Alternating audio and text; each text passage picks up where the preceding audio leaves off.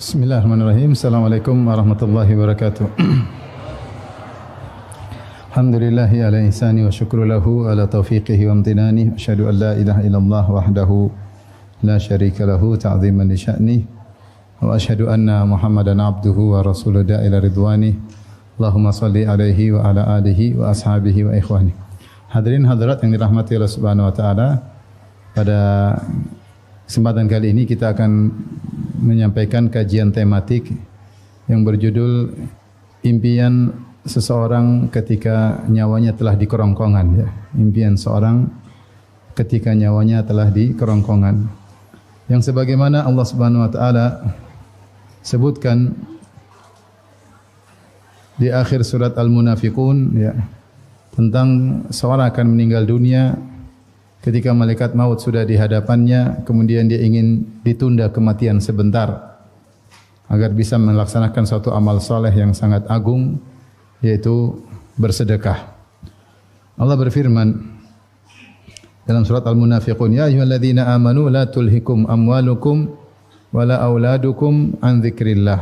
Wahai orang yang beriman, janganlah harta kalian dan anak-anak kalian melalaikan kalian dari mengingat Allah. Wa may yaf'al dzalika fa ulaika humul khasirun. Siapa yang melakukannya, yaitu hartanya atau anaknya, membuat dia lalai dari mengingat Allah, maka sungguh dia benar-benar orang-orang yang merugi, ya.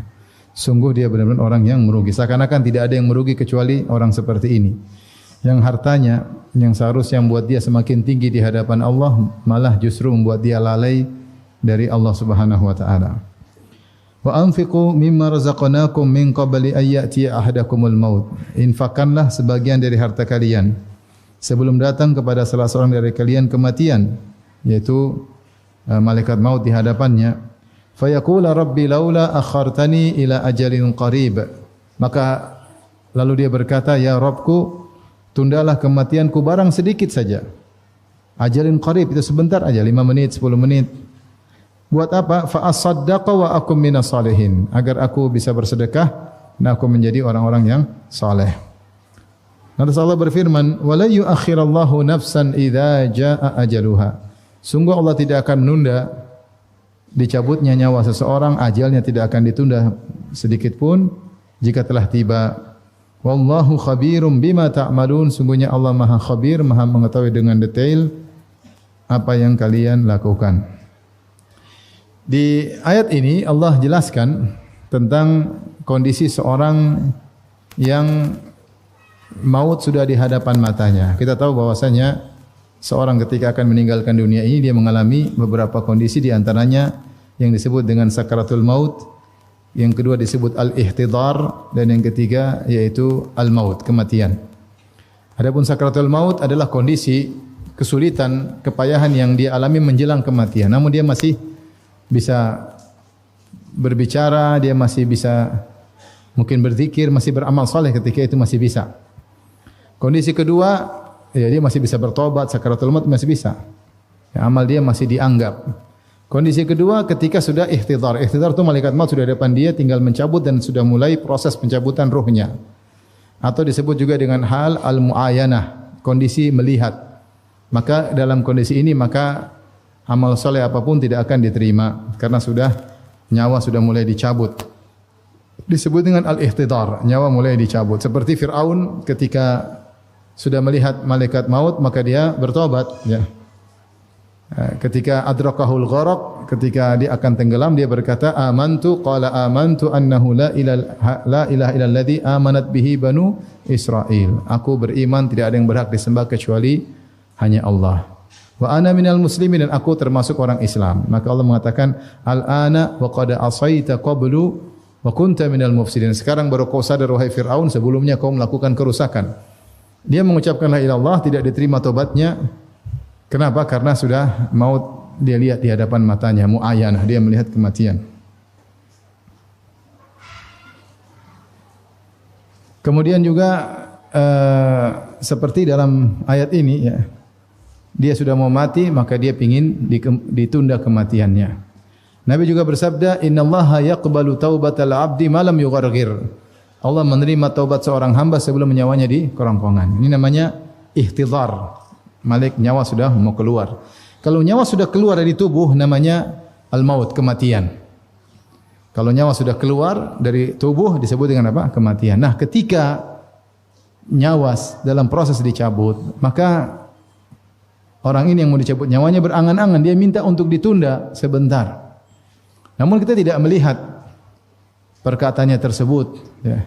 Makanya Allah mengatakan dalam Al-Quran, "Falaula idza balagatil hulqum wa antum hina idzin tanzurun wa nahnu aqrabu ilaihi minkum walakin la tubsirun."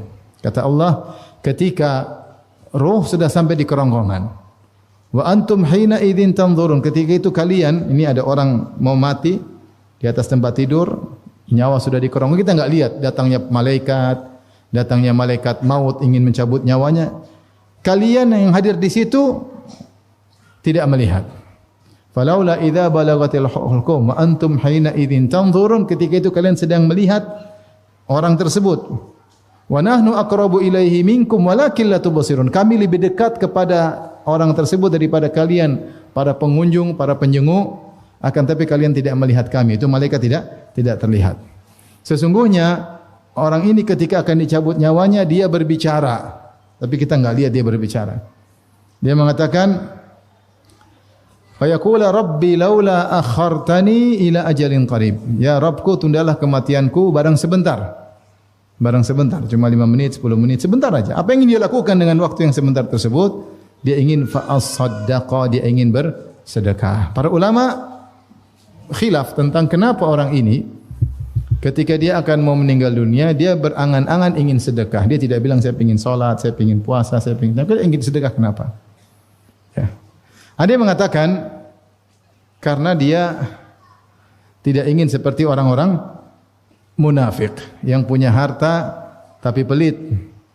Karena di awal surat Allah atau sebelumnya Allah menceritakan, mengatakan tentang orang-orang munafik, humul ladzina yaquluna la tunfiqu ala man 'inda Rasulillahi hatta yanfaddu. Di mana orang munafik berkata, janganlah kalian berinfak kepada Muhammad sampai orang-orang di sekitarnya pergi, yaitu mereka berwasiat kepada masyarakat untuk tidak memberi sumbangan untuk dakwah, jangan kasih. Ini sifat orang munafik.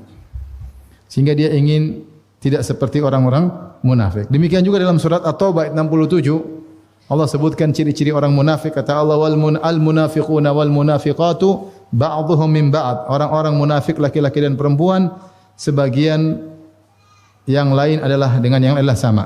Ya'muruna bil munkar wa yanhauna 'anil ma'ruf wa yaqbiduna aydiyahum. Kerjaan orang munafik adalah menyuruh kepada kemungkaran, melarang dari kebaikan. Bukan amar ma'ruf nahi munkar, tapi amar munkar nahi ma'ruf. Bukan amar ma'ruf nahi munkar, tapi amar munkar nahi anil ma'ruf. Dan di antara sifat mereka, wa yaqbiduna aydiyahum, mereka melipat tangan mereka, maksudnya mereka pelit. Mereka pelit. Maka ada yang mengatakan orang ini ketika akan meninggal dunia, kemudian dia berangan-angan untuk bersedekah karena dia tidak ingin seperti orang-orang apa? Munafik. Ini pendapat. Ada pendapat lagi yang mengatakan dia ingin bersedekah karena dia tahu dia mampu untuk bersedekah.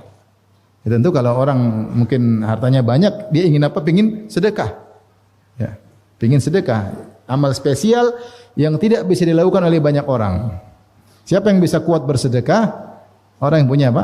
Harta. Kalau tidak punya harta tidak bisa bersedekah. Kebetulan harta dia banyak, tapi dia keburu meninggal tidak sempat bersedekah. Maka dia ingin bersedekah. Dia tidak bilang ibadah yang lain karena dia ingin bersedekah. Ada yang mengatakan sedekah karena dia tahu sedekah adalah ibadah yang terbaik untuk kebaikan dia di alam barzakh maupun di akhirat. Karena keutamaan sedekah sangat-sangat banyak. Mungkin dia punya ibadah-ibadah yang lain, ya. Mungkin dia salat, tapi dia lupa untuk sedekah. Ya. Dan ternyata sedekah ini luar biasa efeknya bagi kehidupan seorang di dunia, terlebih lagi di alam barzakh, terlebih lagi di akhirat kelak. Maka dia ingin dikasih waktu sebentar saja. Ya. Fa yaqula rabbi laula akhartani ila ajalin qarib. Dia berkata, ya Rabbku, tundalah kematianku barang sedikit saja, 5 menit, 10 menit. 10 menit sudah cukup untuk buka ATM banking kemudian kirim 1 miliar. Cuma butuh setengah menit, ya enggak? Tinggal kliknya yang berat. Kalau pencet-pencet nomor 00 mudah. Tet tet tet sudah nolnya udah 6. Tambah lagi nolnya sudah 7. Tambah lagi nolnya sudah 8. Sudah ratusan juta. Cuma oke-nya ini sudah oke, paspornya pura-pura lupa ya repot. Sehingga dia dikasih waktu, kalau dikasih waktu 5 menit saja dia ingin bersedekah. Tapi Allah mengatakan wala yu'akhirallahu nafsan idza jaa ajaluha. Kalau sudah tiba nyawa seorang tidak akan ditunda. Demikianlah orang-orang berangan-angan tatkala bermimpi, berangan-angan ketika waktu sudah lewat, penyesalan yang tiada guna. Oleh karenanya ikhwan dan akhwat, kita akan mengalami apa yang dialami oleh orang ini. Kita akan mengalami namanya halatul ihtidhar, yaitu nyawa di kerongkongan. Kita akan mengalami. Maka jangan sampai kita berangan-angan seperti dia. Kita ingin kalau kita punya harta kita infakkan di jalan Allah Subhanahu wa taala. Ya. Oleh karenanya Rasulullah pernah berkata, ayyukum malu warasatihi ahabbu ilaihi min mali, atau kama qala Nabi sallallahu alaihi wasallam. Siapa di antara kalian yang harta ahli warisnya lebih dia suka daripada hartanya sendiri? Sahabat berkata, mana ada orang lebih suka kepada harta ahli warisnya? Semua orang lebih suka hartanya sendiri.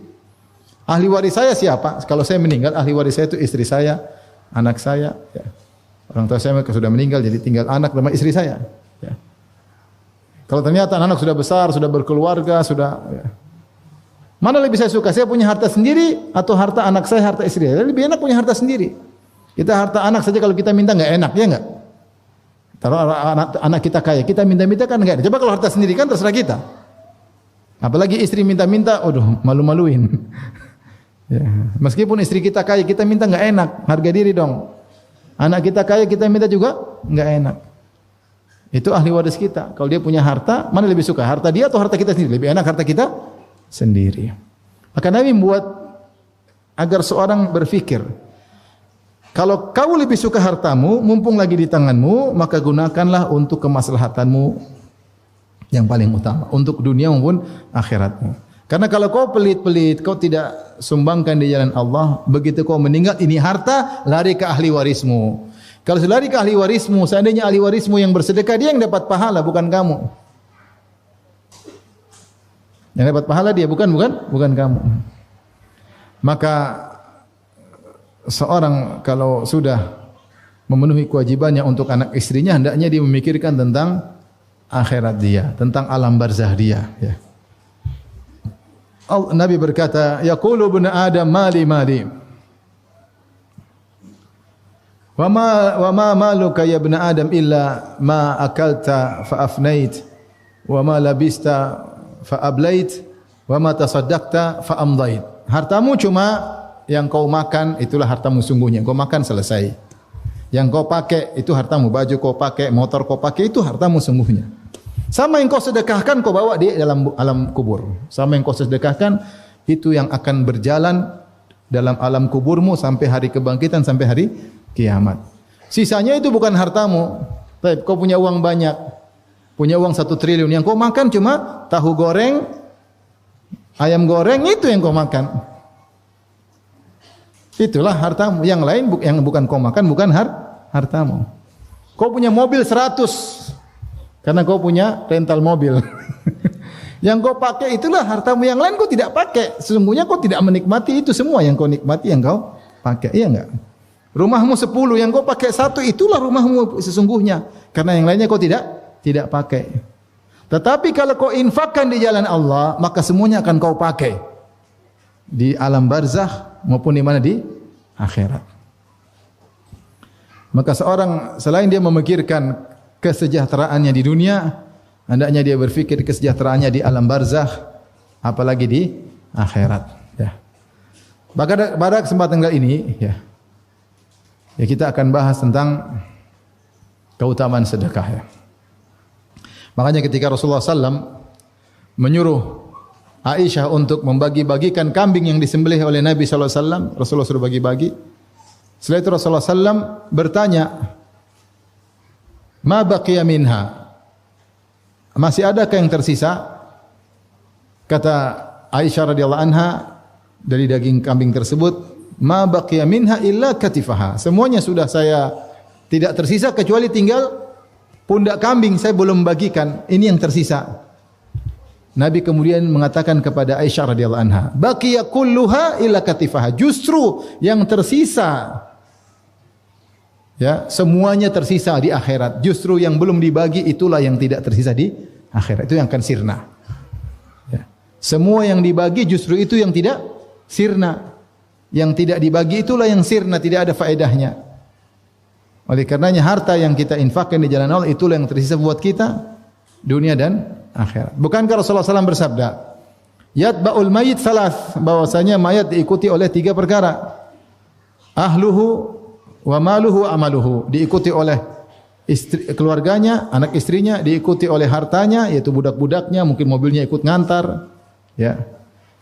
Dan amalnya. Fayarji al-itsnan, maka 2 pergi meninggalkan dia, yaitu hartanya, keluarganya meninggalkan dia. Wa yabqa salis, dan tinggal 1, yaitu amalnya. Bukankah kondisi kita demikian kalau kita sudah meninggal dunia? Benar anak kita datang, istri kita datang, tapi mereka akan meninggalkan kita. Bahkan ketika mereka meninggalkan kuburan, Allah membuat telinga kita mendengar langkah kaki mereka meninggalkan kita, semakin menjauh hingga hilang. Jelaslah bahwasanya kita pasti sedang sendirian.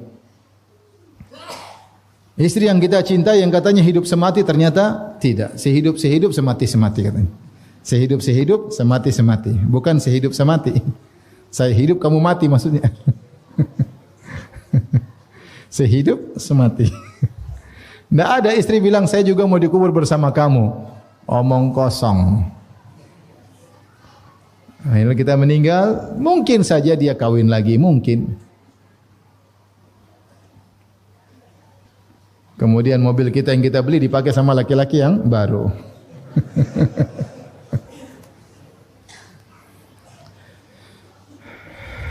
Semua meninggalkan kita. Harta kita yang kita kumpulkan, kita belikan rumah, belikan aset, belikan mobil baru semua. Tidak ada yang dikubur bersama kita. Tidak ada. Tidak bisa kita. Dikubur pun kita nggak bisa pakai. Buat apa? Memang mau main mobil-mobilan dalam kuburan. Yang bersama kita cuma amal soleh. Itu yang menemani kita. Allah rubah dia bentuknya menjadi seorang yang tampan. Datanglah seorang laki yang tampan, yang wangi aromanya. Maka sang mayat berkata, man anta, siapa engkau? Kata dia, ana amaluka salih, aku adalah amal solehmu. Aku adalah salat malammu, aku adalah sedekahmu, ya. Aku adalah berbakti kepada orang tuamu. Oleh karenanya agar harta kita bisa ikut dalam kuburan, maka rubah jadi amal saleh. Rubah jadi amal saleh. Dengan disedekahkan di jalan Allah, maka akan menemani kita di kuburannya. Saya ditelepon kawan, Ustaz, kirim nomor rekening. Buat apa? Saya mau sedekah, Ustaz. Masya Allah. Ya, saya mau harta saya nemani saya di kuburan. Dia bilang, saya ingin harta saya nemani saya di kuburan. Ini kirim rekening, ini ada yang butuh, kirim sana. Dia bilang dengan lapangnya, dengan lempengnya, saya ingin harta saya nemani saya di kuburan. Oleh karenanya, pada kesempatan kali ini kita akan menyebut tentang keutamaan sedekah, ya, agar kita semua termotivasi, baik pembicara maupun yang mendengarkan.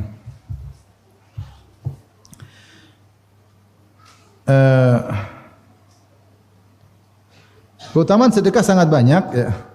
Keutamaan sedekah sangat banyak, dan Allah memberikan keutamaan sedekah baik manfaat duniawi maupun manfaat ukhrawi. Cukuplah bagi kita untuk mengetahui keutamaan sedekah. Karena Rasulullah SAW mengatakan wasadaqatu burhan, sedekah adalah bukti. Bukti apa? Bukti keimanan. Siapa yang beriman kepada hari kemudian, dia pasti mudah untuk bersedekah. Siapa yang beriman bahwasanya harta yang dia sumbangkan akan membangun istananya di surga, maka dia akan mudah bersedekah. Karena dia sedang bikin rumah yang mewah di akhirat. Sudah ada uang taruh, ada uang taruh, ada uang taruh, semakin besar istananya di akhirat kelak. Kalau dia yakin itu, pasti mudah bagi dia untuk bersedekah. Tapi kalau dia kurang yakin, dia bangun rumah di dunia, gede-gede, paham? Gede-gede, kolam renangnya gede, rumahnya gede, mobilnya mewah. Tapi kalau dia yakin dia akan bangun dengan uang ini, dia bangun istana di akhirat, dia pasti bangunkan banyak-banyak besar-besar. Apalagi rumah dunia akan ditinggalkan dan rumah akhirat abadi. Makanya dikatakan oleh penyair, lidulil maut wa bunulil kharab. Lahirlah kalian untuk menuju kematian dan bangunlah kalian untuk menuju kerusakan bangunan tersebut. Kalau bukan bangunan yang rusak sebelum kalian, kalian yang rusak sebelum bangunan tersebut. Tapi kalau bangun di akhirat, tidak akan rusak, semakin besar dan besar. Makanya Rasulullah SAW berkata, wassadaqatu burhan, sedekah bukti bahwasanya kau beriman. Manusia diciptakan punya kodrat sangat cinta kepada harta. Allah sebutkan dalam Al-Quran, wa tuhibbunal mala hubban jamma, kalian mencintai harta dengan kecintaan yang dalam. Bahkan sebagian orang lebih cinta hartanya daripada istrinya. Saking cintanya pada harta. Luar biasa. Dalam ayat yang lain, wa innahu lihubbil khairi lasyadid, sungguhnya manusia itu cintanya kepada harta sangat tinggi. Maka untuk melepaskan harta tersebut tidak mudah. Dia harus punya iman. Maka kalau dia imannya tinggi, dia mudah untuk bersedekah. Karena dia tahu sedekah yang dia keluarkan akan bangun untuk kemaslahatan dia. Bangun istana di surga. Makanya ketika Allah berbicara tentang sedekah, Allah berkata, "Man kana yu'minu billahi wal yawmil akhir falyukrim jarahu." Siapa yang beriman kepada Allah dan hari akhirat, dia muliakan tetangganya. Di antaranya dia berikan pemberian kepada tetangganya. "Man kana yu'minu billahi wal yawmil akhir falyukrim dhaifahu." Siapa yang beriman kepada Allah dan Rasulnya, kepada Allah dan hari akhirat, dia akan memuliakan tamunya. Tamunya datang, dia sambut, dia jamu. Karena dia beriman, ini ada balasannya di akhirat kelak. Di dunia sebelum di akhirat. Maka sedekah itu di antara kemuliaan adalah bukti keimanan. Karenanya kalau kita baca Al-Quran, banyak isinya suruh sedekah, banyak. Wa anfiqu mimma razaqnakum, infakkan. Ya. Ladzina yunfiquna amwalahum fi sabilillah, yang berinfak ya Allah Subhanahu wa taala. Banyak sekali. Falaqatahamal aqabah wa ma adraka mal aqabah fakku raqabah aw it'amun fi yaumin dhi masghaba yatiman dha matrabah. Yatiman dha maqraba atau miskinan dha matraba. Kata Allah, kalau dia ingin melewati halangan untuk masuk surga, apa yang dilakukan? Fakkur raqabah, merdekakan budak. Butuh duit atau tidak? Butuh duit. Au it'amun fi yaumin dhi masghaba, atau bagi-bagi makanan di tatkala musim kelaparan, bagi makanan butuh duit atau tidak? Sedekah. Yatiman dha maqrabah, bantu anak yatim yang masih punya kekerabatan, bantu juga butuh biaya. Atau miskinan dha matraba, atau dia bantu orang miskin yang tidak punya apa-apa kecuali tanah, juga butuh sedekah. Jadi dalam Al-Quran banyak sekali sedekah banyak sekali. Lan tanalul birra hatta tunfiqu mimma tuhibbun, kalian tidak akan mencapai kebahagiaan yang sesungguhnya, iman yang sungguhnya, kebajikan yang sungguhnya sampai kalian menginfakkan apa yang kalian cintai. Allah tidak mengatakan sampai kalian cinta menginfakkan apa yang paling kalian cintai, tidak. Itu berat. Allah mengatakan sampai kalian menginfakkan apa yang kalian cintai. Harta kita cinta, kita infakkan. Tapi para sahabat ketika menerapkan ayat ini, mereka menerapkan menginfakkan yang paling mereka cintai, bukan yang mereka cintai aja. Makanya sahabat ya Abu Talha ketika dengar ayat ini, dia bilang, saya punya kebun yang paling dia cintai, harta aset paling berharga, bayruha, sedekah di jalan Allah Subhanahu wa taala. Dia cari harta yang paling dicintai. Umar bin Khattab ketika ingin berwakaf, dia cari aset yang paling dia cintai. Yang dia dapatkan kalau dari perang Khaybar, dia dapat, itu dia infakkan dia. Dia cari harta yang paling dicintai. Khalid bin Walid ketika berwakaf, yang senjata dia infakkan, itu harta yang paling dia cintai. Itu sahabat karena imannya kepada hari akhirat sempurna. Oleh karenanya kalau kita bicara sedekah banyak sekali ya keutamanya. Tapi sekarang kita akan bahas. Ya, coba Rasulullah mengatakan, as-sa'i 'alal armala wal aitam kal mujahid fi sabilillah. Yang ngurusin janda dan anak yatim seperti berjihad di jalan Allah. Ngurus pakai duit enggak? Bukan cuma pakai tenaga, juga butuh apa? Duit. Paling tidak nyarikan bantuan buat mereka. Pahalanya banyak. Apalagi ngurus anak yatim. Ana wa kafil yatim ka hataini fil jannah. Aku dan pengurus anak yatim seperti ini di surga. Ngurus anak yatim butuh biaya. Kalau pelit enggak bisa ngurus anak yatim. Bawa ke rumah, diurusin, disekolahkan seperti anak sendiri, butuh biaya. Taib. Kita akan bahas keutamaan sedekah. Taib. Pertama kita akan bahas keutamaan sedekah di dunia.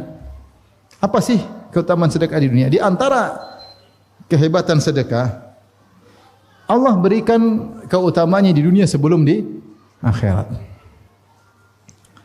Di antaranya siapa yang bersedekah, hartanya akan ditambah, ditambah. Bukankah Rasulullah SAW bersabda, "Ma naqasat shadaqatun min mal." Harta sedekah tidak mengurangi harta. Bahkan Rasulullah bersumpah 3 perkara di antaranya kata Nabi, "Ma naqasat shadaqatun mal." Itu demi Allah sedekah tidak akan mengurangi harta. Al-Baji mengatakan bal zada al-mal, ya. Atau bal zadatil mal, bahkan menambah harta. Dan ini kenyataan yang kita lihat, bahwasanya orang yang sering bersedekah hartanya semakin bertambah-tambah. Bahkan ada seorang yang saya kenal saking banyak bersedekah, sedekahnya luar biasa, terlalu banyak. Sampai dia bilang, saya lari dari harta, bahkan harta mengejar-ngejar saya. Subhanallah. Saya lari harta, bahkan harta mengejar. Hartanya bertambah-tambah terus, banyak sekali hartanya. Semakin sedekah tambah lagi hartanya, semakin sedekah tambah lagi apa? Hartanya. Coba lihat para sahabat, sedekah kaya. Ya. Utsman bin Affan kaya, sedekah kaya. Abdurrahman bin Auf sedekah kaya. Bahkan Abdurrahman bin Auf di mana kalau ngangkat batu dapat duit saking kayanya. Kaya. Luar biasa. Oleh karenanya mana qasat sadaqatun min mal. Sedekah tidak mengurangi harta. Jadi kalau orang punya uang 1 juta, dia sedekah 100.000, secara kasat mata tinggal 900.000. Tapi jangan percaya sama matamu. Yakinlah itu akan bertambah cepat atau lambat. Cepat atau lambat. Maka ternyata orang yang bersedekah di antara keutamanya dunia, dia akan ditambah hartanya. Kemudian di antara faedah di dunia, orang yang bersedekah akan mendapatkan husnul khatimah. Ya, dapat kematian yang indah. Kata Rasulullah SAW, "Sana'iul ma'ruf taqi masari asu." Berbuat baik kepada orang lain, membantu orang lain akan mencegah dari kematian yang buruk. Mencegah dari kematian yang buruk, kematian yang mengenaskan, akan terhindar dari kematian model seperti itu, ya. Kemudian juga bahwasanya sedekah akan menghalangi orang dari berbagai macam bala. Berbagai macam bala, banyak bencana yang menimpa dia terhalangi karena dia bersedekah. Subhanallah. Dan ini kaidah al-jaza' menyisil amal, balasan sesuai dengan perbuatan. Dia menghilangkan bencana orang, dia menghilangkan kesulitan orang, dia menghilangkan, akhirnya dia dicegah dari bala. Apa kata dalam suatu riwayat dari Nabi Yahya atau seorang nabi yang dia berwasiat kepada Bani Israel, ya. Wa amurukum bisadaqah, aku merintah kalian untuk bersedekah. Fa inna mathala dzalik rajulun asarahu al-adu fa awthaqu yadahu ila unuqihi. Perumpamaan sedekah itu seperti ada seorang yang ditangkap oleh musuhnya. Orang ditangkap oleh musuhnya. Kemudian musuh-musuhnya pun membelenggu tangannya di lehernya sehingga dia tidak bisa berkutik. Wa qaddamuhu liyadribu unuqahu, kemudian dimajukan ke depan untuk dipenggal kepalanya. Dia ikat tinggal dipenggal kepalanya. Faqala, kemudian orang yang akan dibunuh ini berkata, "Ana aftadi minkum bil qalil wal katsir." Fafada nafsahu minhum. Dia mengatakan, aku akan menebus diriku dengan harta. Kalian mau atau tidak? Kata mereka mau. Maka dia tebus dirinya dengan harta tersebut, maka dia pun selamat. Ini permisalan sedekah. Dengan engkau bersedekah, banyak keburukan yang akan menimpamu kau tebus di dunia. Allah hindarkan kau dari berbagai macam apa? Malapetaka. Allah hindarkan kau dari banyak bencana. Kemudian di antara keutamaan sedekah di dunia, ya, bahwasanya orang yang bersedekah akan bahagia. Orang bersedekah akan bahagia. Dan ini sama dengan kaidah juga al-jaza' majinsil amal. Balasan sesuai dengan perbuatan. Makanya Rasulullah bersabda, wa ahabbul a'mali ilallah, amalan yang paling dicintai oleh Allah, sururun tudkhiluhu fi qalbil muslim, rasa bahagia yang kau masukkan dalam hati seorang muslim. Kemudian Rasulullah contohkan bagaimana kita membahagiakan orang, kata Nabi, au tatruda anhu ju'an, kau hilangkan rasa laparnya. Sedekah atau bukan? Sedekah, kasih makanan. Au taqdiya anhu dainan, atau kau lunaskan hutangnya. Sedekah atau bukan? Sedekah. Au takshifa anhu kurbatan, atau kau hilangkan penderitaannya. Sedekah. Subhanallah. Ini amal yang paling dicintai oleh Allah Subhanahu wa taala. Membuat orang bahagia, membuat orang bahagia. Nah, kalau kau bikin orang bahagia, kau juga akan dibahagiakan oleh Allah Subhanahu wa taala. Maka Nabi sallallahu alaihi wasallam bersabda dalam satu hadis riwayat Bukhari dan Muslim, "Matsalul bakhil wal munfiq," perumpamaan orang yang pelit dan orang yang rajin berinfak, "Kamatsali rajulaini alaihima jubbatani min hadidin min thudiyihima ila taraqiyihima." Perumpamaan orang yang pelit dan orang yang rajin bersedekah seperti orang yang memakai jubah dari besi, dari dadanya sampai taraqi, ini taraqi, tulang ini. Dada sampai sini. Ada baju besi kecil sini. Sempit. Kemudian kata Nabi, fa ammal munfiq fala yunfiq ila sabaqat wa farat ala jildiha hatta tukhfi bananahu wa ta'fu atharahu. Orang yang berinfak maka melebar besar jadi lapang, dia dadanya lapang. Karena tadinya sempit jadi lapang. Wa ammal bakhilu, adapun orang yang pelit, fala yuridu an yunfiqa syai'an illa laziqat kullu halqatin makanaha fa huwa yuwassi'uha wa la tattasi'. Adapun orang yang pelit, dia mau berinfak tapi dia pelit sehingga dadanya semakin sempit. Baju tadi semakin sempit. Dia ingin kasih lepas, tidak bisa, semakin apa? Sempit. Semakin kokoh. Halaqah lingkaran-lingkaran baju besi tersebut semakin kokoh sehingga dia semakin dadanya sempit. Ini dalil bahwasanya orang yang bersedekah dadanya lapang. Makanya Rasulullah SAW ketika didatangi oleh seorang dan dia berkata, yashku qaswata qalbihi, dia mengeluhkan tentang kerasnya hatinya. Maka Rasulullah berkata, in aradta talyina qalbi, kalau kau ingin hatimu lapang, fa'at imil miskin, maka beri makan kepada fakir miskin, kau akanlah hatimu lapang. Tadinya keras jadi lembut. Wamsah ra'sal yatim, dan usap kepala anak yatim. Coba antum terapkan itu. Kalau antum tidak ada lagi sempit, lagi keras, kayaknya susah untuk terenyuh baca Quran, kasih makan orang. InsyaAllah hati menjadi lembut. Kenapa kau berbuat baik sama orang, kau akan bahagia. Cari anak yatim, usap kepalanya. Tapi jangan usap terus, kasih duit. Dek, Masya Allah. Satu lagi, dek. Kasih duit. Kenapa ketika kau usap tanganmu di kepala anak yatim, dia sangat bahagia karena jarang yang usap kepalanya. Bapaknya enggak ada. Anak-anak lain dijemput bapaknya tunggu di sekolah, dia enggak ada yang seperti itu. Kau menghilangkan pelipur lara meskipun sedikit. Apalagi kalau dikasih duit ya. Oleh karenanya orang yang membagi kebahagiaan, dia ikut apa? Bahagia. Ya. Sampai dibahas secara medis. Apakah orang membagi kebahagiaan ikut bahagia? Ya dibahas. Saya mau baca di internet ada. Saya pernah baca. Pengaruh secara medis, psikologi. Bahwasanya orang kalau berbagi kebaikan, membantu orang lain, dia juga akan apa? Akan bahagia. Dia juga akan bahagia. Ya.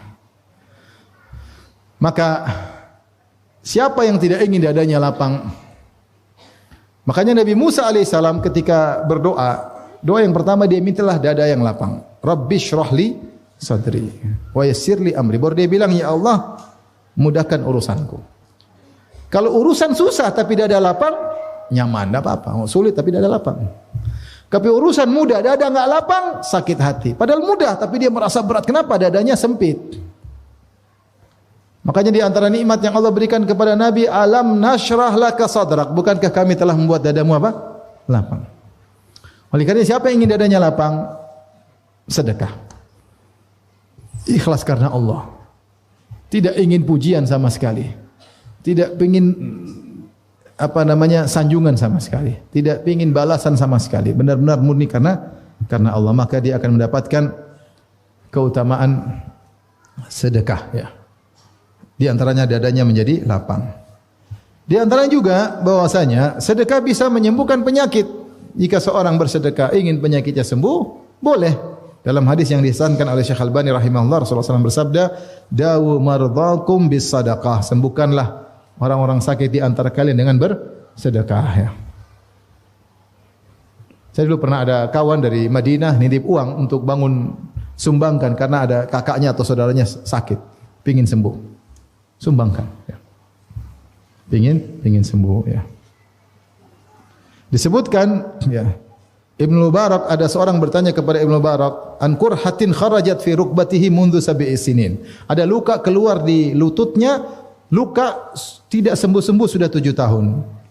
Waqad alaja bi anwa'illah, sudah berobat, berusaha macam-macam obat, macam-macam dokter, macam-macam tabib namun tidak bermanfaat. Maka dia berkata, idhab fa akhfir bi'ran fi makanin hajatin ilal ma. Pergilah engkau cari tempat di mana orang butuh air, gali sumur di situ. Fa inni arju an yanbu'a hunaka ainun wa yumsik anka dam.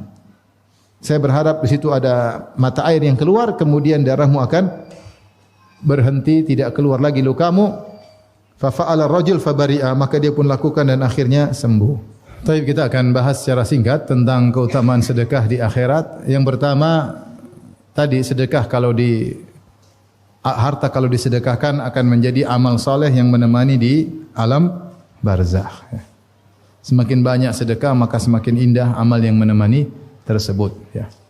Adapun kalau tidak kita sedekahkan maka hanya menemani kita di dunia. Itu pun masih banyak kalau orang kaya hartanya tidak bisa dia nikmati. Dia hanya ngumpulin buat orang lain. Dia sendiri terkadang tidak bisa menikmati. Benar-benar kita nikmati harta tersebut, begitu kita mati semua harta yang kita sedekahkan langsung kita nikmati di alam barzakh. Tapi ketika dibangkitkan maka seorang sedekahnya akan menjadi naungannya pada hari kiamat kelak. Kata Nabi sallallahu alaihi wasallam, kullu mri'in tahta sadaqatihi yaumal qiyamah hatta yuqda bainan nas, atau kama qala Nabi sallallahu alaihi wasallam.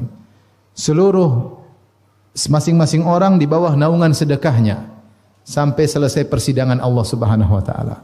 Untuk menanti persidangan mungkin ribuan tahun, di padang mahsyar 50.000 tahun. Kemudian matahari jarak 1 mil. Di masa menanti tersebut sampai orang selesai di sidang, sedekahnya akan menaunginya. Semakin banyak sedekahnya, maka semakin luas naungannya. Dia semakin nyaman. Orang pada kepanasan di bawah terik matahari jarak 1 mil, dia merasa nyaman karena dinaungi oleh sedekahnya.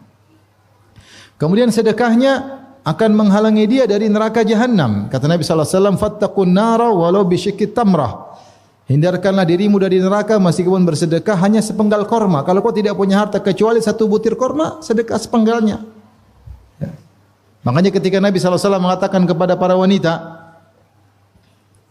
ya ma'syaran nisa tasaddaqna fa inna kunna aktsara hatabi jahannam. Wahai para wanita, bersedekahlah. Sungguhnya kalian adalah banyak penghuni neraka jahanam. Kenapa? Karena kalian banyak tidak bersyukur kepada suami. Kalian suka mengeluh, kata Nabi SAW. Jadi Nabi mengarahkan para wanita agar selamat dari neraka jahanam. Apa yang Rasulullah suruh? Bersedekahlah. Dalil bahwasanya sedekah amal yang paling, termasuk amal yang paling kuat, yang ampuh untuk menghalangi dari neraka jahanam. Kemudian dengan sedekah surga orang akan makin tinggi.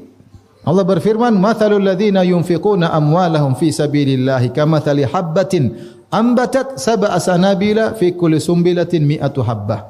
Wallahu yudha'ifu liman yasha. Wallahu wasi'un alim." Perumpamaan orang yang bersedekah di jalan Allah, ingat, sedekah di jalan Allah. Perumpamannya seperti satu benih yang menumbuhkan 7 bulir, setiap bulir ada 100 biji. Jadi 1 menjadi 700. Kata para ulama, amal soleh minimal 10. Ya, al-hasanatu bi asyri amsalihah. Kebaikan dilipat gandakan 10. Kecuali sedekah di jalan Allah, minimalnya 700. Minimalnya 700. Jadi kalau ada sedekah untuk dakwah, untuk jihad, ya, untuk di antara jihad adalah dakwah, jihad bil ilm. Kalau ada apalagi kemudian untuk jadi amal jariyah, bangun masjid untuk lahan dakwah atau apalah pokoknya untuk dakwah. Ya, maka minimal pahalanya 700 kali lipat. Dia mengalami pengecualian berdasarkan ayat ini, sebagaimana pendapat sebagian ulama. Berarti pahala cepat berlipat ganda.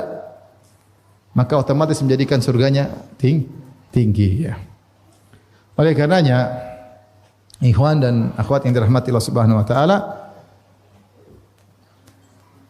seorang yang diberikan harta, kalau dia bersedekah, maka itu Allah telah beri dia karunia.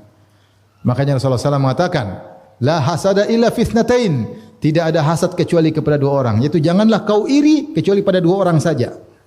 Yang pertama, rajulun atahu Allahul hikmah wa huwa yaqdi biha wa yu'alima. Orang yang Allah berikan dia ilmu, kemudian dia mengajarkannya, berhukum dengan ilmu tersebut, yaitu ulama. Yang kedua siapa? Yang kata Nabi jangan iri kecuali pada 2 orang ini. Yang kedua siapa? rajulun atahullahul mal, seorang yang Allah berikan harta, wa huwa yusallituhu ala halakati fil haq, kemudian dia paksa dirinya untuk menginfakkan harta tersebut dalam kebaikan. Ini pantas kau, jangan yang lain, enggak usah cemburu, kata Nabi SAW. Cemburu pada dua orang ini aja. Kenapa agama dibangun di atas dua orang ini? Agama itu butuh biaya, butuh orang berilmu, ya tidak? Makanya saya bilang Nabi SAW di awal dakwah, Allah beri taufik, Nabi menikah dengan janda kaya raya. Siapa? Khadijah. Kemudian punya sahabat yang sangat kaya raya. Siapa? Abu Bakar As-Siddiq. Yang Nabi butuh harta mereka. Sampai Nabi berkata, "Mana fa'ani malun qad, mana fa'ani malu Abi Bakar." Tidak ada harta bermanfaat bagiku sebagaimana manfaatnya harta Abu Bakar. Abu Bakar pun menangis. Kata Abu Bakar, "Ma nafsi wa mali illa laka ya Rasulullah." Tidaklah jiwaku dan hartaku kecuali untuk Anda wahai Rasulullah. Ya. Jadi Nabi mengatakan, jangan hasad kecuali pada orang ini. Oleh karenanya, fuqaraul muhajirin, para muhajirin yang miskin datang kepada Nabi cemburu. Karena teman-temannya yang kaya pada bersedekah. Kata mereka, ya Rasulullah, jadi mereka dulu berlomba-lomba, munafasah, saingan dalam beramal soleh. Bukan karena dengki, enggak, bukan karena hasad, enggak, tapi ingin bersaing sehingga mereka lihat semua dengan pandangan apa? Akhirat. Kata mereka, ya Rasulullah, dhahaba ahlud duthuri bil ujuri. Orang-orang kaya dapat pahala, kami tidak dapat. Mereka tidak bilang, ya Rasulullah itu kaya, kami miskin. Enggak. Mereka enggak pikir itu. Mereka mengatakan dhahaba ahlud duthuri bil ujuri. Orang-orang kaya punya harta banyak, punya sedekah, amal pahala banyak karena mereka bersedekah, kami tidak. Kata mereka, yusalluna kama nusalli. Kami salat, ternyata mereka juga salat. Wa yasumun kama nasum. Kami puasa, mereka juga puasa. Bedanya, wa yatasaddaquna bi fuduli amwalihim. Mereka bisa bersedekah dengan harta mereka berlebihan, kami tidak bisa. Jadi cemburu. Maka Rasulullah kasih solusi.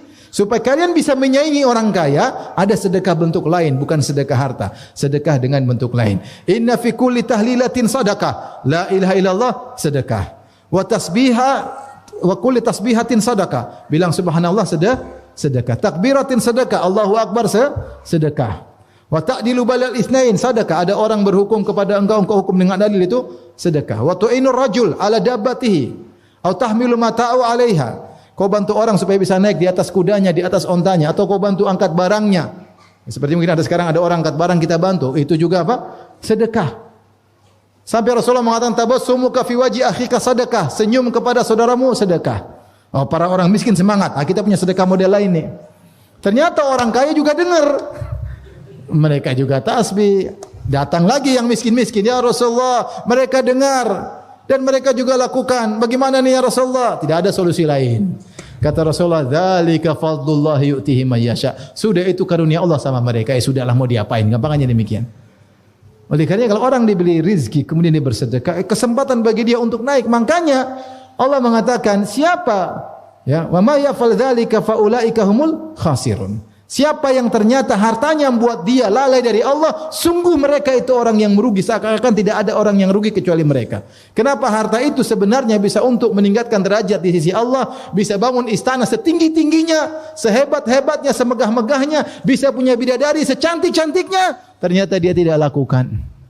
Ternyata dia bangun istananya di dunia sebesar-besarnya, semegah-megahnya. Ternyata di akhirat pas-pasan. Rugi enggak? Rugi. Oleh karenanya, kalau kita punya harta jangan ragu-ragu untuk bersedekah. Sungguhnya kita sedang membangun istana dengan harta tersebut. Demikian saja apa yang saya sampaikan. Tidak ada tanya jawab karena sudah mau qomat. Insyaallah kita lanjutkan di kesempatan yang lain tentang Kitabul Fitan, tadi belum selesai. Kesempatan yang kita lanjutkan. Subhanakallah bihamdik asyhadu an la ilaha illa anta